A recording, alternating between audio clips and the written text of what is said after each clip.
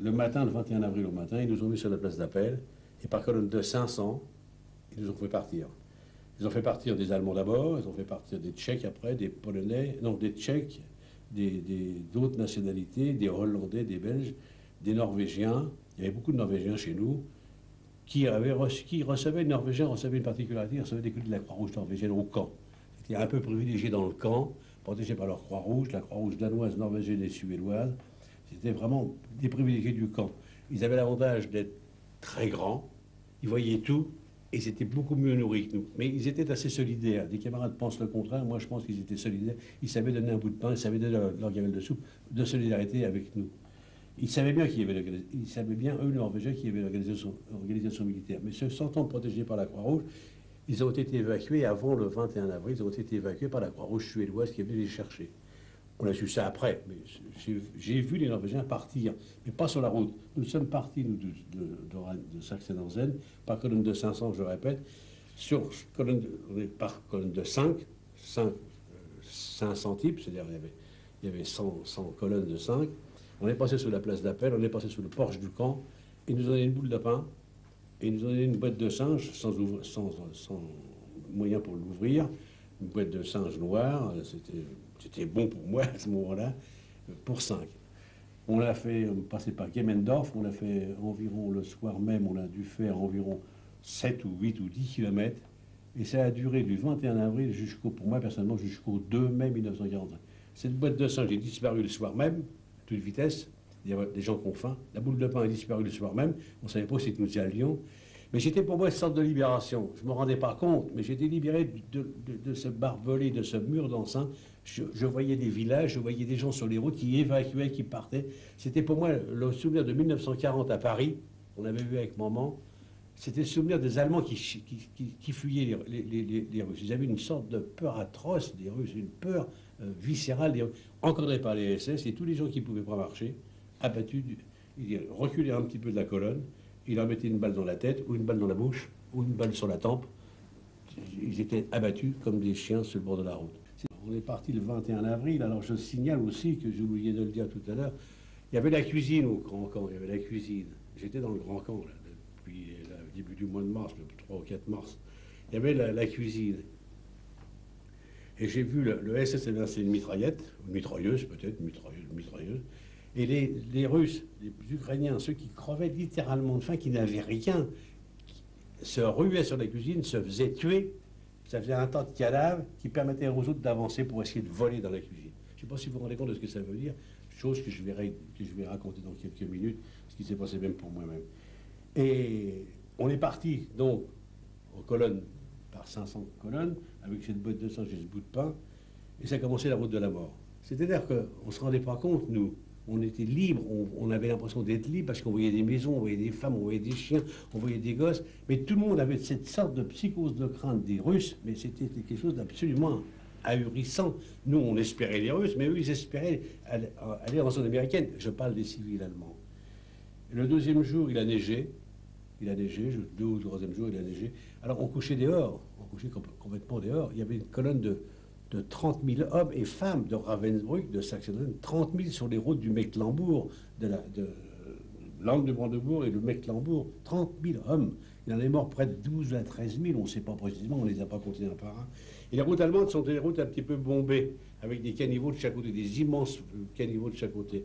Et on s'amusait, bêtement, à compter les cadavres. Parce qu'il y avait des colonnes qui étaient passées avant nous, des colonnes qui étaient passées après. Moi, j'étais parti le soir, je crois bien, vers 5h30 ou 6h le soir, j'étais parti du camp. Mais j'avais pas eu de chance, je suis parti dans une colonne où il y avait des Russes et des Polonais, puis des Tchèques, mais il n'y avait presque pas de Français. Je me trouvais un peu seul dans cette... Mais le hasard avait voulu qu'en sortant du camp de Saxo, j'avais volé un rutabaga qui était en fait une betterave. Mais une betterave bonne. J'avais une sorte de couverture que j'avais volée sur un gars, au camp, je ne me rappelle plus bien. J'avais mis ma couverture, je m'étais fabriqué une épingle à nourrice, une grande épingle à nourrice que j'avais gardée pendant de nombreuses années après, et mon rutabaga là-dedans, ma betterave là-dedans. Mais c'était bon une betterave, ça nous permettait d'avoir un peu les lèvres humides parce qu'il n'y avait pas à boire, il n'y avait rien. Mais j'avais un autre malheur, c'est que mon pied droit avait plein d'humeur. Alors cette savate, avec une sorte de bout de cuir qui gardait le dessus du pied, j'avais été forcé de l'ouvrir pour que l'humeur sorte c'est atroce. Quand vous marchez, vous avez de l'humeur dans le pied, c'est quelque chose. Mais c'était vraiment infernal.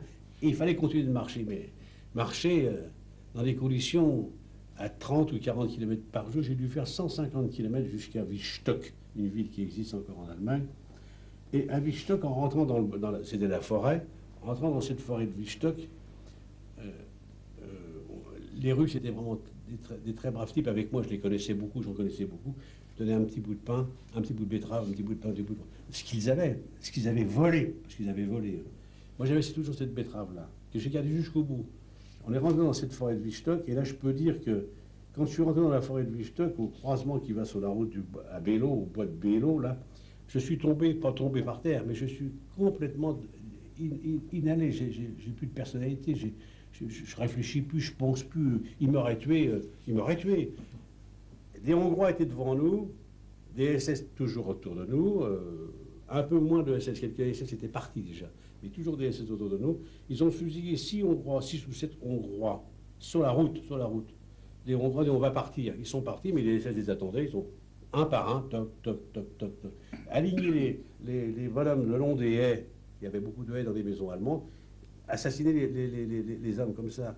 Il y avait une pauvre femme allemande, je dis une pauvre femme aujourd'hui, en 1996, mais ça m'est égal en 1945, vieille allemande, qui a peut-être 70 ans à ce moment-là, c'était pour moi une très vieille allemande, elle sortait et elle levait les bras en disant laissez-moi dans ma ferme, laissez-moi dans ma maison. Paf, un coup de pétard, et ont assassiné la femme allemande qui était devant sa maison. C'était des scènes atroces, mais qui me rendaient presque moins indifférent, parce que c'était des Allemands qu'on tuait. Alors pour moi, mais continuons cette route, rentrant dans ce bois de Wiesstock, là, je dis, je répète, complètement perdu la tête. Et je suis tombé dans la forêt, mais tombé dans la forêt. Il faisait chaud, là, il faisait chaud. Le lendemain, il faisait très froid, c'était la température de la région du Brandebourg et de Mecklembourg. Et je suis resté dans cette forêt-là, mais avec des branches. Mais personnellement, moi qui étais citadin de Paris, je ne savais pas quels fruits, quelles feuilles manger. Parce qu'on mangeait des feuilles, on mangeait des herbes, on mangeait des pissenlits. Mais les pissenlits, je les connaissais un petit peu, les pissenlits. Mais les autres, est-ce que je peux manger des petits fruits rouges? Je ne peux pas manger de petits fruits rouges. Est-ce que c'est pas un poison ou pas? Donc je ne me nourrissais pas. Alors je pressais des feuilles d'arbres. Qui commençaient à vieillir, c'était le printemps, c'était au mois d'avril. Je les pressais sur mes mains comme ça m'humectait les lèvres. Parce qu'il y avait les lèvres qui étaient gonflées, ça m'humectait les lèvres. C'était pour moi une sorte de survie, vous voyez. Dans ce bois de Wiesstock, là, je suis tombé par terre. 4 ou 5 bonhommes autour de moi, je ne me rappelle plus. Je sais qu'il y avait un Tchèque, qu'il y avait un Slovaque, et puis il y avait un Ruski. Et on a pris une couverture, peut-être la mienne, je ne sais pas, je ne me rappelle plus. On l'a mis entre des arbres, entre des branches d'arbres, on s'est mis dessous. Et comme j'avais plus de réflexion, j'étais une bête, je vous dis encore une fois, il m'aurait tué. Je ne me rendais même pas compte qu'on tuait. Je voyais bien qu'il était tombé, mais je ne me rendais pas compte qu'on tuait. Et le lendemain matin, ou 2 jours après, je ne me rappelle plus très précisément, les colonnes se sont constituées pour repartir. On entendait l'artillerie russe, on entendait l'artillerie américaine à côté de Schwerin, et l'artillerie russe, on était vraiment pris entre deux. Mais ils voulaient nous évacuer sur Lübeck, sur la mer Baltique, pour nous faire couler avec la fameuse histoire du Cap Arcona des camarades de Nottingham. Mais nous, on ne savait pas. C'est faux de dire qu'on savait, on ne savait pas. Moi, je suis resté, parce que je ne pouvais pas me lever. Mon pied était absolument gonflé, j'avais un pied comme ça. J'étais là, j'étais par terre. Et c'était le 2 mai. Je croyais dans ma tête que c'était le 1er mai, mais en fait c'était le 2 mai. Et tout d'un coup, dans cette forêt sinistre, pleine de cadavres, j'entends c'était les Russes, l'armée russe qui arrivait, mais des troupes de choc qui arrivaient. Alors, les troupes de choc, c'était pas des marrants, c'était des gars qui faisaient la guerre. Il n'y avait plus de SS. Et ils sont arrivés, j'étais encore habillé en bagnard. Qu'est-ce que c'est? Moi, j'étais avec quelques mots de russe, je savais un petit peu l'interpréter avec des Russes. Ils m'ont déchiré mon vêtement, j'avais des poux, j'étais couvert de poux, je ne me rendais pas compte. Et ils m'ont donné à boire, devinez quoi, un coup de vodka que j'ai bu comme si c'était un coup de flotte. Mais ça m'a brûlé l'estomac, j'étais en feu. Et un bout de pain noir, ils avaient du pain noir, les Russes, un bout de pain noir. Et ils sont partis, il était peut-être 10h30, 11h du matin, ils sont repartis continuellement, d'arbre en arbre, ils sautaient avec leurs mitraillettes, ils tiraient dans le vide, il y avait des hommes, il n'y avait pas d'hommes, ils tiraient sans arrêt. Il est arrivé à 2h ou 3h30, le gros de l'armée rouge, alors des gars habillés en soldats, vraiment, de l'armée rouge. Et c'est aussi difficile parce que, comme je parlais un petit peu le russe, alors le Slovaque, il est mort dans la nuit. Il avait gardé dans le camp, il avait un numéro 35 000, il était arrivé au camp en 1940 ou 39, c'est la croix de Jésus-Christ. Et j'ai cette image dans la tête des Russes. Il y avait des Russes qui étaient soi-disant bolcheviques et d'autres qui n'y étaient pas, parce que dans l'armée russe, il y avait des gars qui priaient. Alors, ils priaient en mettant un genou par terre. 4 soldats russes sont arrivés près de moi, et puis le Tchèque est mort. Le Russe qui était avec moi parlait à l'interprète, il parlait quelques mots allemand, on pouvait converser tous les quatre. Le Tchèque, il est mort. Les Russes sont arrivés à Wistock, dans la gare de Wistock, je l'ai su après, mais je l'ai vu avant. Ils ont enterré le Tchèque avec les honneurs militaires, enterré un bagnard avec les honneurs militaires. Ça m'avait révolutionné. C'est pas possible qu'on enterre un mec comme moi dans le trou et qu'on le rende des honneurs militaires. Ça, c'est une image que j'aurai toute ma vie. Et je suis retourné, je croyais que c'était avant Wistock ou c'était après Wistock, je ne me rappelais plus bien. J'étais revoir après. Alors, les Russes, qu'est-ce que tu fais? Je t'accroche, passe d'eau. Bah, je dis, moi, je vais rester avec vous. T'as de la famille. Il y avait 2 vieux Russes qui avaient peut-être une quarantaine d'années, et puis 2 jeunes lieutenants qui avaient peut-être que 22 ans, 23 ans, tous habillés en soldats de l'armée russe. Les 2 vieux faisaient leur prière, et les 2 autres rigolaient. Et le hasard a voulu que, bah, je dis, je vais rester avec vous, parce que mon frangin est mort. Bah, j'étais persuadé qu'il avait été fusillé. Et maman est en prison, elle n'a pas dû subsister à cela. Je vais rester avec vous. Je suis resté 1 mois avec eux. 1 mois avec eux. Mais le hasard a été pour moi une sorte de chance, parce qu'il est arrivé une infirmière, ils n'avaient pas le droit à la Croix-Rouge, les Russes. Ils avaient le droit à une Croix-Rouge à eux, avec un brassard, avec le brassard comme la Croix-Rouge, mais légèrement violacé. Il est arrivé une Bessarabienne qui était née à Kishinev, Chisinau, c'est en Roumanie ça, c'est en Bessarabie. Elle avait fait ses études à Paris, elle était infirmière dans l'armée rouge. Elle les a traités de tous les noms, les 4 soldats, parce qu'ils m'avaient donné de la vodka, parce que moi je mangeais sans m'en rendre compte. Vous êtes fous, vous êtes fous. Vous allez tuer cet homme-là. Alors, ils ont regardé en rigolant, ils ne comprenaient pas que j'étais maigre, ils ne comprenaient pas pourquoi. J'avais bien dit que j'avais été saxon, mais pour eux, c'était un peu de l'hébreu. Ils venaient du front du Nord, légèrement du Nord, et de la région de Stettin. Et puis, elle a ouvert un petit sac, l'infirmière, elle était charmante au possible. Et puis, j'ai présenté mon pied. Elle m'a mis de la poudre sur le pied. La poudre. C'était du DTT, je ne sais pas comment vous appelez ça, la pénicilline. La pénicilline. Ça m'a guéri le pied. Quelques jours après, j'étais mieux. Et après, en reprenant un peu conscience, moi, il y avait un lieutenant russe qui était tellement charmant qui me dit « Viens, il faut faire le vide. » Faire le vide, ça veut dire quoi? Pas moi. Je monte avec lui dans cette sorte de troïka, un cheval, dans les rues de Wistock, là. Ouais, il me donne un parabellum. Je prends le parabellum. Ça, c'est une image que je ne peux pas vous la raconter. Je dois vous la raconter. Moi, la mort, ça ne me faisait rien. De voir des cadavres, ça ne me faisait rien. Sincèrement, ça me faisait... Mais pas indifférent, mais c'était un mort, c'était un mort.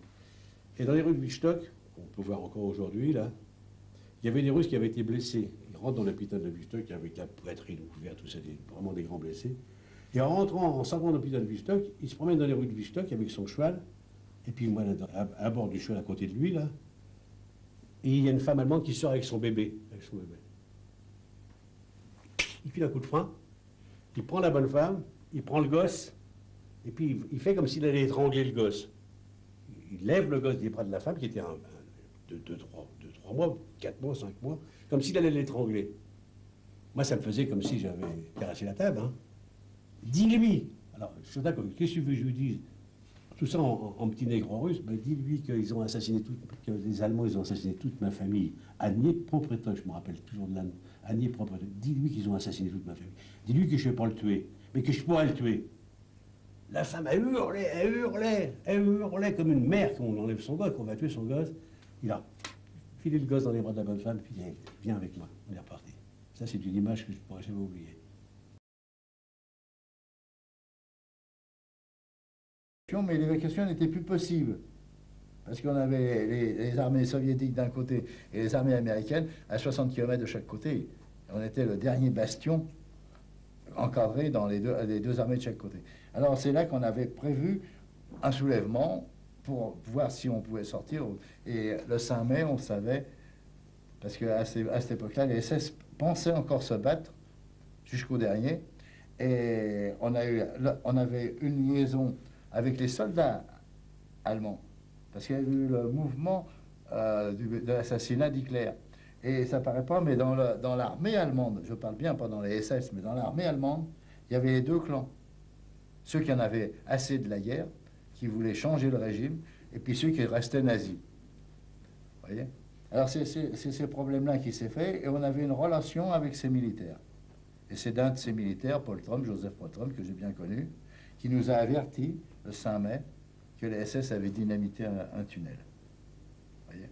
Et là c'est par ce mouvement militaire qui avait été organisé, mais d'une façon internationale, qu'on a averti tout le camp qu'à l'appel du matin, il fallait à tout prix faire attention, qu'on risquait d'aller dans les tunnels, qu'il fallait mieux se battre que plutôt qu'aller dans les tunnels. Alors là, moi j'étais à la menuiserie, on a dévalisé la menuiserie, c'est-à-dire tout ce qu'il y avait comme outillage dans la menuiserie, on l'a distribué à tout homme valide. Et après, on a dit à tous les gars qu'il fallait qu'ils prennent n'importe quoi, un bout de bois, ce qui pouvait se trouver, de venir à l'appel, mais pour se battre. Les capots étaient encore là, hein. Là, les capots étaient encore là. Et quand il y a eu l'appel, le SS Gantz lui-même, il avait fait 4 postes de mitrailleuses dans la place d'appel, qui étaient prêts à tirer, et il a déclaré avec des interprètes, pour votre sécurité, on va vous faire monter au tunnel, et nous, on va se battre jusqu'au dernier, parce qu'on on se battra jusqu'à la fin. Et il nous a dit, pour votre sécurité, on vous demande d'aller au tunnel. Alors, il a demandé aux interprètes de nous demander si on était d'accord pour aller au tunnel. Et là, il n'y a eu que seulement 3 interprètes, parce qu'on avait des hommes là qui étaient avec 7-8 langues qui savaient. On avait des Hongrois, c'était les meilleurs en interprète. Nous, on a eu un très mauvais passage, parce qu'on n'a pas pu avoir de dolmetsch, qu'on appelait des dolmetsch, parce qu'on n'a pas beaucoup de Français qui connaissent, à part l'allemand, et puis le français, c'était fini, ou l'anglais, mais c'était fini, il y avait très peu. Alors on a eu ces interprètes qui ont dit, pour votre sécurité, est-ce que vous voulez aller au tunnel? Il y a eu un nom, mais dans toutes les langues, ça n'a fait qu'un seul nom. On a cru qu'ils allaient tirer, ils n'ont pas tiré. Et le Gantz a fait demi-tour, il a quitté le camp. Les postes de mitrailleuses ils sont descendus, ils ont quitté le camp. Et à ce moment-là, c'est les vieux soldats de garnison, il y en avait de la Luftwaffe, il y en avait de l'armée allemande, qui avaient évacué de Vienne, de tout ça, ils avaient évacué pour venir se réfugier dans le dernier bastion qui restait encore territoire autrichien. Ils sont venus nous garder, alors on a eu des vieux pépères qui sont venus nous garder, et nous, on était encore sur la place d'appel, qui avait encore les capots sur la place d'appel. Ça a été l'arrestation. On a arrêté tous les capots, les tueurs. Mais les capots tueurs, parce qu'il y avait des capots qui étaient de nous. On avait Willy Supancic, supposons qu'on a un Yougoslave qui était capot d'un commando. Bon, ben ça, c'était un capot à nous, c'était un politique. Mais tous les capots tueurs, les bandits et tout ça, on les a pris et ils ont eu le jugement sur place. C'est-à-dire qu'on les a noyés dans une piscine. Il y avait 2 piscines dans le camp qui servaient à rien, mais qui étaient là en décoration. Hein, et on les a noyés dans les piscines. De sang-froid? Comment? Comme ça? Oui, non, par vengeance, si vous voulez, il y avait les soviétiques qui avaient été matraqués, qui avaient été vraiment, comment dirais-je, parce que c'était les plus nombreux. Et puis, toutes les nationalités, chacun avait un jugement à faire. Et la piscine a été pleine de ces capots, quoi. On a fait, si vous voulez, c'était vraiment des tueurs, hein. On n'a pas fait de justice, si vous voulez, mais c'était vraiment des hommes qui méritaient la mort. On est à l'exécution des capots, de tout ça, mais si vous voulez, dans le camp, il faut prendre tout de suite des postes responsables, malgré tout, parce que on n'était pas encore, on n'était pas libérés, on était le 5 mai, ça. Le 6 mai, on a été libérés. Alors le soir, il a fallu prendre des décisions au point de vue international, parce qu'il y avait déjà les hommes qui se précipitaient sur les endroits où il y avait de la nourriture, les cuisines, les baraques avec le ravitaillement et tout. J'ai vu, moi, puisque j'étais à la menuiserie, pour ça j'ai assisté à pas mal de choses, parce que la menuiserie donnait sur la place d'appel et sur l'entrée du camp. automatiquement, quand je travaillais à la menuiserie, tout ce qui pouvait se passer sur la place d'appel ou l'entrée du camp, le voyait. Et alors, on avait une baraque de ravitaillement avec des pommes de terre dedans. Ben, les gars, ils avaient pris des pioches, et puis ils crassaient la baraque, même pas pour rentrer par la porte, parce que la porte, il y en avait un groupe qui y était à la porte. Alors eux, ils essayaient de rentrer en crassant la baraque. Alors ils démolissaient la baraque, mais on ne peut pas décrire, parce que celui qui ramassait 3 patates, ou 4 patates, il partait. Mais un autre arrivait là, lui tapait dessus pour lui prendre ses 4 patates. On a dit que ça va dégénérer en guerre civile, excusez-moi l'expression. Alors ce qu'on a fait, immédiatement, on a essayé de reprendre tous ceux qu'on avait pris pour voir dans l'état qu'ils étaient, quoi, dans l'état physique, pour pouvoir prendre des postes responsables, pour aller garder tous ces endroits-là, pour empêcher que les hommes se tuent entre eux. Voyez. Et alors, le lendemain, le lendemain matin, on a eu une bataille de 2 forteresses volantes qui sont descendues dans la vallée, et des Stukas qui sont passés par-dessus pour essayer de les canarder, quoi. Alors ça, j'étais encore pareil, j'étais à la menuiserie, ça a donné directement sur le barbelé. J'ai assisté à la bagarre. Les Américains étaient les plus forts parce qu'ils avaient des vrais canons dessus. Les Stukas sont partis. Et jusqu'à midi, à midi, on n'avait pas pu faire ni de soupe ni rien parce que tout était désorganisé, puisque les SS étaient partis, les capots avaient reçu leur compte, donc tout était désorganisé. Et l'après-midi, 2 chars d'assaut américains rentraient dans le camp. Alors les 2 chars d'assaut, ils sont arrivés, ils ont démoli la porte avec le char d'assaut, ils sont rentrés, ils sont arrivés sur la place d'appel. Sur la place d'appel, c'était une fourmilière qui ont envahi les chars américains. Les hommes n'arrivaient plus à savoir. Et nous, on avait, comme on était organisés, les Français plus que les autres, le père Henri avait confectionné un drapeau tricolore et on a défilé les Français pour arriver jusqu'aux Américains d'une façon le plus organisée possible, si vous voulez, pour faire honneur aux Américains. Les Américains sont restés là, on a réussi à avoir des camarades qui causaient anglais pour discuter avec eux, quoi, mais ils ne pouvaient pas rester.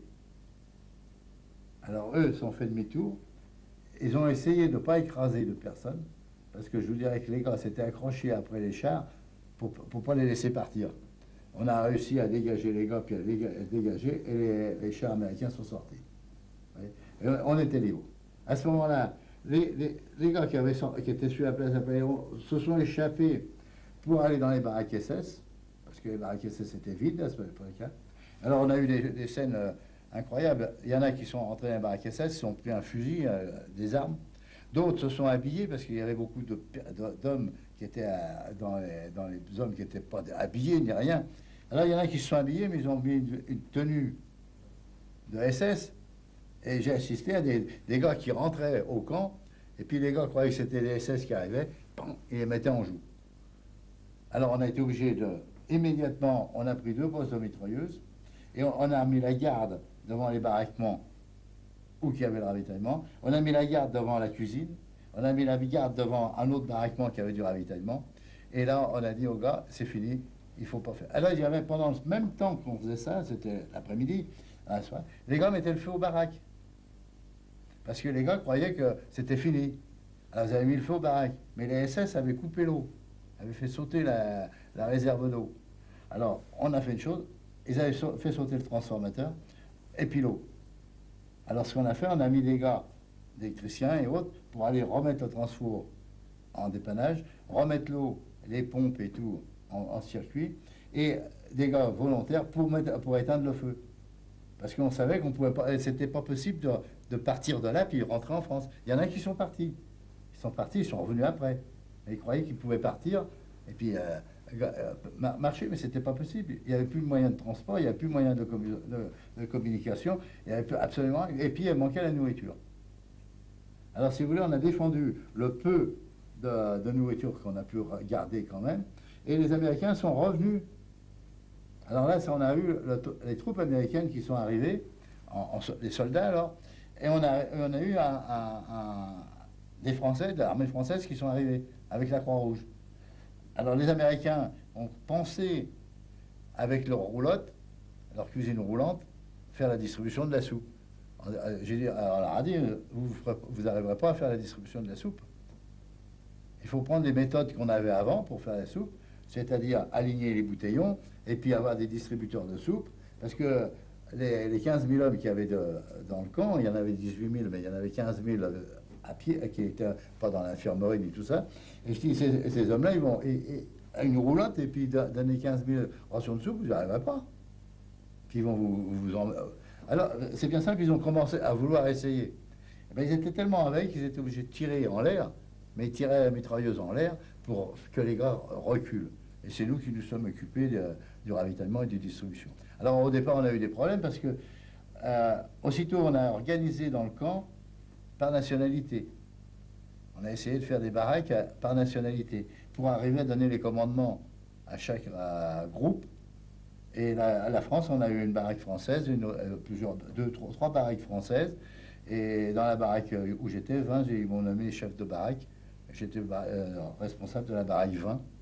Et là, on a organisé le ravitaillement, la distribution. Et en même temps, on a essayé de refaire de façon que les gars puissent dormir, coucher et tout, avec une certaine liberté. La seule chose qu'on a été extrêmement vigilant, c'est qu'on n'aura pas toléré qu'ils aillent en ville la première journée. Pourquoi? Parce qu'on avait peur qu'il y ait certains, comment dirais-je, règlements de compte, excusez-moi l'expression, règlements de compte vis-à-vis de la population civile. Alors ça a été interdit de partir dans la ville. On a mis des hommes en armes. On a eu des hommes qu'on a donné une mitrailleuse ou un fusil, des hommes en armes pour surveiller, pour éviter tout débordement en dehors du camp.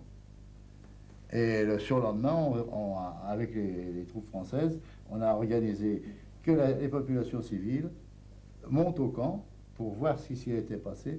Et les morts, qui rassemblent tous les morts, parce qu'on avait à peu près 8 à 10 000 cadavres qu'on n'avait pas pu brûler, parce que le faux crématoire ne pouvait plus absorber. On avait commencé à faire des fosses communes, et puis on n'avait pas eu le temps de les creuser, en creuser d'autres. Les SS n'avaient pas eu le temps d'en faire creuser d'autres. Et on a empilé les cadavres sur les côtés des baraques. Et on a demandé aux civils de venir, et puis chaque civil a eu son cadavre à emmener en extérieur du camp pour faire un cimetière en extérieur du camp. Alors là, on a tout pris. Des jeunes, à partir de 15-16 ans, jusqu'aux plus vieux qui puissent marcher, pour qu'ils voient, qu'ils se rendent compte de ce qui avait été et ce qu'il y avait eu au camp. Et on n'a fait aucune représaille sur les civils. Et ces cadavres, ils les portaient à la main, à la main. Chacun portait son cadavre comme nous, on avait porté les nôtres. Quelle était la réaction de la population? La population a été d'un silence total.